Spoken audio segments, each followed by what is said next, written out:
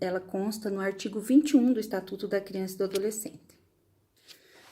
A expressão poder familiar, ela foi fixada, né, em nosso ordenamento jurídico pelo Código Civil de 2002, né? Até então, havia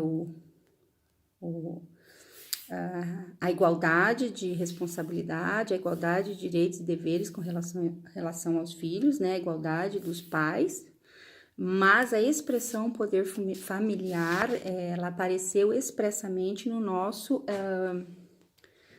Código Civil de 2002, tá?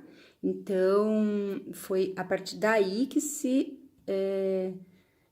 eliminou de vez, né, a ideia de que somente o pai exercia o poder, né? Então, a nova expressão coloca poder familiar, essa nova expressão, ela coloca a mãe em posição de igualdade com o pai. O poder familiar, apesar dessa expressão poder familiar, ele é menos poder, ele é mais um dever, né? Ele é uma função familiar. Eu acho que ficaria melhor estabelecido ou dever familiar, né? No lugar de poder familiar, porque ele não chega a ser literalmente um poder, ele é uma função familiar, é um dever familiar, né?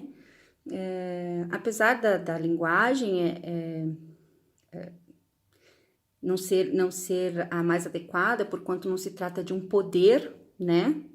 Sim de uma função, um dever familiar. Essa nomenclatura, ela cabe melhor do que pátrio poder, né? E empregada, né, nesse contexto de igualdade entre os pais.